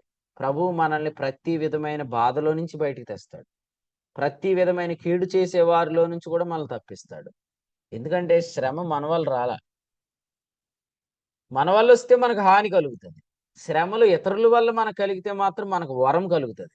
కాబట్టి ఇతరుల వల్ల మీరు శ్రమలు కలిగేటప్పుడు మీరు న్యాయంగా తీర్పు తీర్చి దేవునికి అప్పగించుకోండి. ప్రభువా, నేను మేలే చేశాను, నేను అతనికి క్షేమమే విచారించాను, కానీ అతడు నాకు విరోధంగా కీడు చేశాడు. ప్రార్థన చేయండి, కనిపెట్టండి. ప్రభు ఖచ్చితంగా మీకు ఇంకో కృపావరం ఇవ్వటానికి ఈ పరిస్థితులు గుండా నడిపిస్తాడు. కాబట్టి ఆ విధంగా ఆత్మ ద్వారా మనం ముందుకు కొనసాగుదాం. ప్రభు చెవులు నీతిమంతుల ప్రార్థన మీద ఉన్నాయి, ఆయన కన్నులు నీతిమంతుల మీద ఉన్నాయి, కానీ ఆయన ముఖము కీడు చేసే వారికి విరోధంగా ఉంది. ఇది మనం తెలుసుకొని మనం కొనసాగుదాం. ఈ ఉదయం ఒకటే ప్రార్థన చేసుకోండి, ఎక్కడున్నా నేను దేవుని సన్నిధిలో ఉన్నాను అనే కాన్షియస్నెస్ నాకు దయచే ప్రభు అని అడగండి. దేవుడు మీకు ఇస్తాడు. అప్పుడు ఎవరు లేరు కదా, ఎవరు వినట్లేదు కదా, ఎవరు చూడట్లేదు కదా అని మీకు అనిపించదేక, మీరు దేవుని సన్నిధిలో ఉన్నారు అనిపిస్తుంది. అటువంటి అనుభవంలో వెళ్తే మనం పాపం చేయకుండా జీవించగలుగుతాం. అట్ ది సేమ్ టైం పాపం చేసే వారికి భయాలు ఉంటూనే ఉంటాయి, కానీ ప్రభువు మాత్రం నీతిమంతుల ప్రార్థన వైపు ఉన్నాడనమాట. కాబట్టి పాపం చేస్తున్నారా, ప్రార్థన చేస్తున్నారా? పాపం చేస్తున్నారా, ప్రార్థన చేస్తున్నారా అనేది ఆలోచన చేయండి. ప్రార్థన చేసే మనసు ఎక్కువ వస్తుందన్న దేవునికి స్తోత్రం. పాపం చేసే మనసు కలుగుతుందన్న నువ్వు కష్టంలోనే ఉన్నావు, ఇబ్బందిలోనే ఉన్నావు, బయటికి రావాలా. సో ప్రార్థన చేసుకోండి. అంతేగాని అన్న మీరే నా కొరకు ప్రార్థన చేయండి అన్నాడు ఎవడు? గారడీ సింహన్. అట్లాంటి స్పెషల్ రిక్వెస్ట్లు పెట్టకండి. మీకోసం మీరే ప్రార్థన చేసుకోండి. అన్న నా కొరకు ప్రార్థన చేయి అనొద్దు. ఎందుకంటారా మాట? తప్పు నువ్వు చేసి నువ్వు ప్రార్థన చేయని అంటున్నావంటే అర్థం ఏంటి? సైడ్ అయిపోవాలని, ఎస్కేప్ అయిపోవాలని. అట్లా చేయొద్దు. నువ్వు చేసుకో ప్రార్థన. నువ్వు వీటన్నిటిని బాగా ఎరిగిన వాడు. ఎక్కడి నుంచి నువ్వు దారి తప్పావో దాన్ని అంతటిని దేవుని సన్నిధిలో పెట్టు. ప్రభు అన్నిటినీ సరిచేస్తాడు.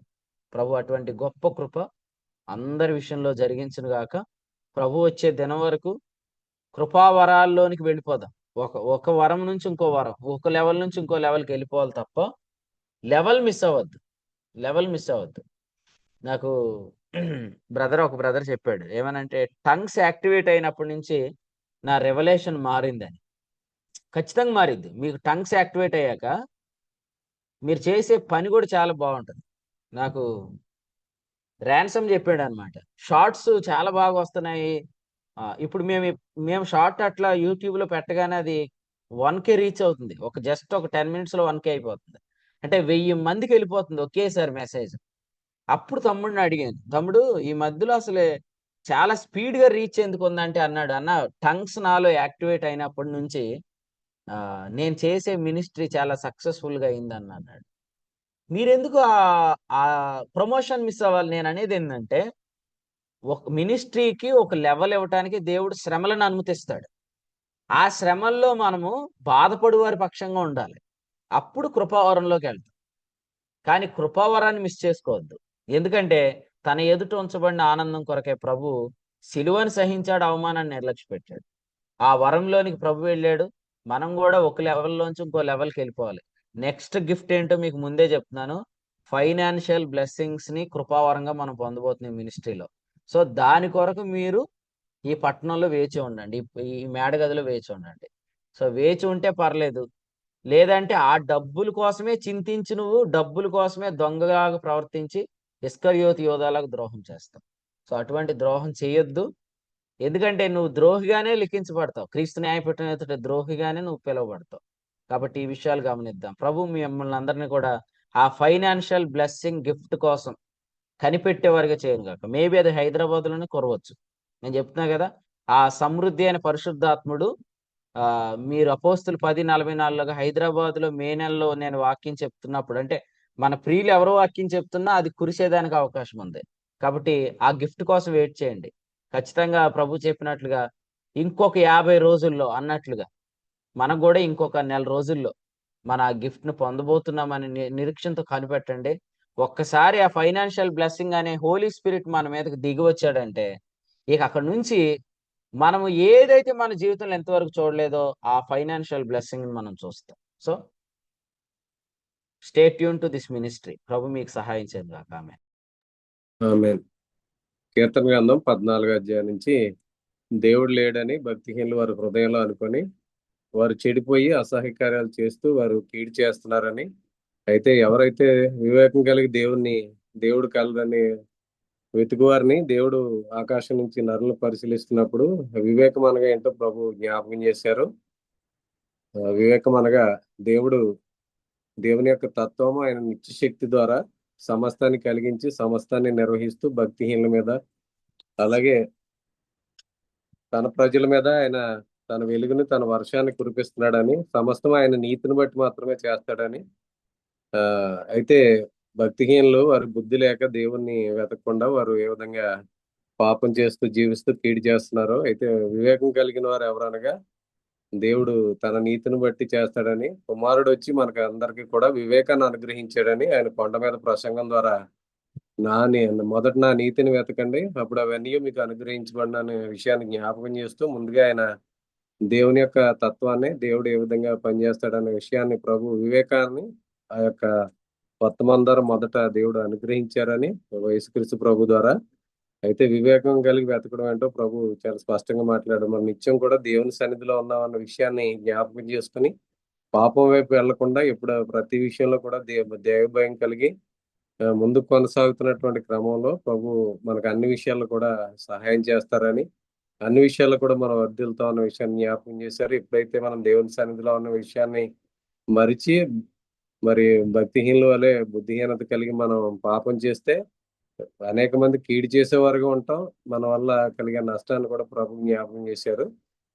ఎప్పుడైతే ఈ విధంగా మనం ముందుకు కొనసాగుతామో, బుద్ధి కలిగి మనం వివేకం కలిగి మరి దైవ భయం కలిగి దేవుని సన్నిధిలో ఉన్నానని ముందుకు కొనసాగుతాము. తద్వారా మనకు కలిగే కృపావరాలు, ఫైనాన్షియల్ బ్లెస్సింగ్ గురించి ప్రభు ఈ యొక్క వర్తమానం నుంచి మాట్లాడారు. అలాగే బోధించేవారు కూడా నేను దేవుని సన్నిధిలో నిలబడి ఉన్నాను అని బోధించే విషయంలో కూడా ప్రభు సేవకులను కూడా హెచ్చరించినట్టుగా ఈ యొక్క వర్తమానం నుంచి మనం ప్రభు మాట్లాడారు. అందును బట్టి ప్రభుకి కృతజ్ఞత తెలియజేస్తూ శ్రేష్టమైన వర్తమానం ఇచ్చే సేవకులకి ఇప్పటివరకు నిలిచి వాక్యం ఉన్న వీళ్ళందరూ కూడా కూడికి పక్షం వందనాలు తెలియజేస్తున్నాం. ముగింపు ప్రార్థనతో ఈ కూడికి ముగింపు చేసుకుందాం. ఈ రోజు సాయంత్రం రాజమండ్రిలో అలాగే ఉదయం 11 గంటలకు దండగర్లో జరిగే పరిచర్ల కొరకు ప్రార్థన చేయండి. వీళ్ళు కలిగిన వారు పాలు పంపులు, అలాగే ఈ వారంలో జరిగే హైదరాబాద్ పరిచర్య, అలాగే మే 19 నుంచి 23 వరకు జరిగే కాన్ఫరెన్స్ కొరకు ప్రార్థన చేయండి. ఈ సమయంలో దేవుని సేవకులు సత్యప్రసాద్ గారు, ఇంజన్లో పరిచయం చేస్తున్న సత్యప్రసాద్ గారు ఈ కూడుకును ప్రార్థన చేసి ముగింపు చేస్తారు. వందనాలన్న. వందనాలు. ప్రార్థన చేసుకుందాం. మహాపరిశుద్ధుడ, ప్రేమ నమ్మకం కలిగిన మా తండ్రి, కృప కలిగిన దేవ, నీ స్తోత్రాలు. మరలా ఈ ఉదయకాల సమయంలో ప్రభా, కీర్తన గ్రంథము 14 అధ్యాయం నుండి ప్రభు నాయన మా జీవము, మా రక్షకుడు, మా ప్రధాన యాజకుడైన మా ప్రభుని కూర్చిన సంగతులు ఈ ఉదయకాలం నేర్చుకోవడానికి మీరు మాకు ఇచ్చిన గొప్ప కృపను బట్టి మీకు స్తోత్రాలు చెల్లిస్తున్నాను. నాయన బుద్ధిహీనులు ఆయన దేవుడు లేడని వారి హృదయంలో తలంచుతున్నారని ఈ ఉదయకాల సమయంలో మీరు మాతో మాట్లాడారు. వారు నాయన ప్రభుని వెతకవలసిన రీతిలో వారు వెతకకపోవడం వల్ల ప్రభుని వారు కనుగొనలేకపోతున్నారని, వివేకము లేని వారుగా ఉన్నారని నాయన ఈ ఉదయకాల సమయంలో మీరు మాతో మాట్లాడారు. నాయన మేలు చేయువాడు లేడు, ఒకడును లేడు, నీతిమంతుడు లేడు, ఒకడును లేడు. అయినప్పటికీ ప్రభా నీ మంచితనాన్ని బట్టి, మీ నీతిని బట్టి ప్రభా సమస్త ఫలవంతమైన ఋతువులను మీరు మాకు అనుగ్రహిస్తూ మేలు చేత మమ్మల్ని మీరు తృప్తిపరుస్తున్నందుకు మీకు స్తోత్రాలు. నీతిమంతుల మీదను అనీతిమంతుల మీదను, మంచివారి మీదను చెడ్డవారి మీదను మీ సూర్యుని ఉదయింపజేస్తున్నారు, వర్షాన్ని కుమ్మరిస్తున్నారు. అది కేవలం మీ నీతిని బట్టి అని నాయన ఈ ఉదయకాల సమయంలో మీరు మాతో మాట్లాడినందుకు మీకు స్తోత్రాలు చెల్లిస్తున్నాను ప్రభా. వివేకము కలిగిన వారుగా ఉండాలని మీరు మాతో మాట్లాడుతున్నారు. అట్టి వివేకాన్ని అనుగ్రహించడానికి నాయన మా ప్రభు వచ్చారని, మా ప్రభు ద్వారా నాయన మీరు మాకు అనుగ్రహించిన వివేకమును బట్టి మీకు స్తోత్రాలు స్తుతులు చెల్లిస్తున్నాం తండ్రి. నాయన పాపము చేయువారికి తెలివి లేదని మీరు చెప్పారు. అవునయ్యా, పాపం చేయడం ద్వారా కలిగే పర్యవసానాలు ఉన్నాయని, దాని ద్వారా నాయన నష్టం జరుగుతుందని ఉదయకాల సమయంలో ఆయన మాతో మాట్లాడారు. అవును ప్రభా, ఒకప్పుడు పాపమును జయించలేని స్థితిలో ఉన్నప్పుడు ఈరోజు పాపం చేయకుండా జీవించే అనుభవంలో మీరు మమ్మల్ని నడిపించినందుకు మీకు స్తోత్రాలు ప్రభా. నాయన ఏ శిక్ష క్రీస్తు చేసినందున వారికి ఏ శిక్షావిధి లేదు అనే ఒక గొప్ప కృపతో నాయన తండ్రి ఈరోజు పాపం చేయకుండా ఉండే జీవితంలోనికి మీరు మమ్మల్ని నడిపించినందుకు మీకు స్తోత్రాలు చెల్లిస్తున్నాను. ఇదే సత్యాన్ని ప్రభా అనేకులు గుర్తించి ఆయన పాపం చేయకుండా జీవించే అనుభవంలో ముందు కొనసాగడానికి మీరే కృప దయచండి తండ్రి. నీకు స్తోత్రాలు. ఆయన పాపం చేసిన వారు రాలిపోయారని, వారు అవిధేయతను బట్టి ఆయన అటువంటి స్థితిలోనికి వెళ్ళారని మీరు ఉదయకాల సమయంలో మాట్లాడారు. అవునయ్యా, యోసేపుకి మీరు తోడై ఉన్నారు, యోసేపుకి మీరు తోడై ఉన్నారని మీరు రాయిస్తూ ఆయన తండ్రి పాపం చేసే అవకాశం వచ్చినప్పుడు అయితే నేను దేవుని సన్నిధిలో ఉన్నానని యోసేపు గుర్తించినట్లుగా ప్రభా, మేము ప్రతి విషయంలో కూడా ఆయన మీ సన్నిధిలో ఉన్నామని నాయన ఏరియా ఎంచుకున్నట్లుగా జీవం కలిగిన దేవుని సన్నిధిలో మేము ఉన్నామని, యాకోబు ఇది దేవుని ఈ స్థలంలో యెహోవా నివసిస్తున్నాడని యాకోబు గుర్తించినట్లుగా మేము ఏ స్థలంలో ఉన్నప్పటికీ కూడా ప్రభు ఆ స్థలంలో మీరు ఉన్నారని మేము గుర్తెరిగి నాయన సమస్త సత్కార్యాల్లో పాలుపంపులు పొందడానికి మీరు కృపను అనుగ్రహించండి. పాపం చేసే అనుభవం ఏమాత్రం నాయన మేము వెళ్ళిపోకుండా అనుదినం మీరు మాకు మీ దైవశక్తి చేత మీరు మమ్మల్ని కాపాడుతున్న విధానమును బట్టి మీకు స్తోత్రాలు చెల్లిస్తున్నాను. ఆయన మీ కృపలో మమ్మల్ని బలపరుస్తున్నారు, నడిపిస్తున్నారు. మీ అందరి బట్టి మీకు స్తోత్రాలు. ఆయన సమస్త ఆయన మేము మీ ఎదుట బోధిస్తున్నామని ఎరిగి ప్రభా సత్యవాక్యమును సరిగా విభజించేవారుగా తండ్రి నాయన తండ్రి ఏమాత్రం నాయన ధనాపేక్షను కప్పిపుచ్చి వేషము వేయక నాయన బోధించవలసిన వాటిని బోధించక దుర్లాభము కొరకు నాయన మేము బోధిస్తే కుటుంబాలు పాడవుతాయని మీరు చెప్పినట్లుగా ఏమాత్రం నాయన కుటుంబాలను నాయన పాడు చేసేవారు కాకుండా కుటుంబాలను కట్టేవారుగా మీ కృపలో నాయన మమ్మల్ని మీరు నడిపిస్తున్న విధానం బట్టి మీ స్తోత్రాలు. మా ప్రార్థనల వైపు మీ చెవులు ఉన్నాయి నాయన, మా వైపు మీరు చూస్తున్నారు. అటు విధముగానే ప్రభువా నాయన మాకు కీడు చేసేవారి వైపుకు నాయన మీ ముఖం ఉన్నదని నాయన ఈ ఉదయకాల సమయంలో మీరు మాతో మాట్లాడారు. మీకు హాని చేయగలవాడు ఎవడు అని మీరు మాట్లాడారు. అవును ప్రభా, ప్రతి కీడులోంచి మీరు తప్పిస్తున్నారు, ప్రతి మోసంలోంచి మీరు తప్పిస్తున్న విధానమును బట్టి మీ స్తోత్రాలు. నాయన మీరు ప్రేమించి నాయన మమ్మల్ని నమ్మకస్తులుగా ఎంచి మీరు మాకు అప్పగించిన ఈ నమ్మకమైన పరిచర్యను బట్టి మీకు స్తోత్రాలు. మా యొద్దకు మీరు పంపిన సువార్తను బట్టి మీకు స్తోత్రాలు. నమ్మకంగా మీరు మాకు అప్పగించిన ఈ మంచి పదార్థాన్ని ఆత్మ ద్వారా కాపాడుకుంటూ దినదినానికి నాయన కృప వెంబడి కృప నాయన వరములో నాయన అత్యధికమైన లెవెల్లోనికి వెళ్ళటకు మీరు మాకు ఇస్తున్న కృపను బట్టి మీ స్తోత్రాలు. అవును ప్రభా, నాయన ఈ ఉదయకాల సమయంలో మీరు మాతో మాట్లాడినట్లుగా ఆర్థిక విషయాల్లో మీరు ఇవ్వబోతున్న సమృద్ధి అయిన వరమును బట్టి మీకు స్తోత్రాలు చెల్లిస్తున్నాను. నాయన ఇప్పటి వరకు జరిగిన తండ్రి కూడికల కంటే ఘనముగా హైదరాబాద్లో మీరు జరిగించబోతున్న విధానమును బట్టి మీకు స్తోత్రాలు. అనేక ప్రజలు స్థలంలోనికి రావడానికి మీరు కృపను అనుగ్రహిస్తున్నారు. ఇప్పటికే మీరు చేసిన సహాయమును బట్టి మీకు స్తోత్రాలు. మిగిలిన విషయాల్లో కూడా మీరు అనుగ్రహించబోతున్న ప్రతి కృపను బట్టి మీకు స్తోత్రాలు. ఈ ఉదయకాలం మీ సేవకుని మీరు వాడుకున్నారు, అందరి బట్టి మీకు స్తోత్రాలు. కూడికి నడిపించిన ప్రియులను బట్టి మీకు స్తోత్రాలు. చేరువచ్చిన మా ప్రియులందరిని బట్టి కూడా మీకు స్తోత్రాలు. ఏమాత్రం నాయన నిర్లక్ష్యంలో పడి నాయన మీ సంగతులు మేము కోల్పోకుండా నిరంతరం నిర్లక్ష్యాన్ని వీడి చివరి వరకు నాయన తుదుమట్టు వరకు స్థిరముగా కదలని వారిగా తప్పు మార్గముకు లాగు కుయుక్తులు ఏమాత్రం పడిపోకుండా విశేష జాగ్రత్త కలిగి మేమందరం ముందుకు కొనసాగే కృప ఆయన మీ పిల్లలుగా మాకు అందరికీ అనుగ్రహించమని మా రక్షకుడును మీ ప్రియ కుమారుడైన యేసుక్రీస్తు ప్రభుల వారి పేరట స్తుతిస్తూ ఈ కూడికను ముగిస్తున్నాం పరమ తండ్రి. ఆమెన్. ఆమెన్. ముగింపు దేవుని సేవకులు సత్యప్రసాద్ గారికి కూడికలో ఉన్న ప్రియులందరికీ వందనాలండి. ఒకరికొకరు వందనాలు తెలియజేసుకుని కూడికి ముగింపు చేసుకుందాం. అందరికీ వందనాలు.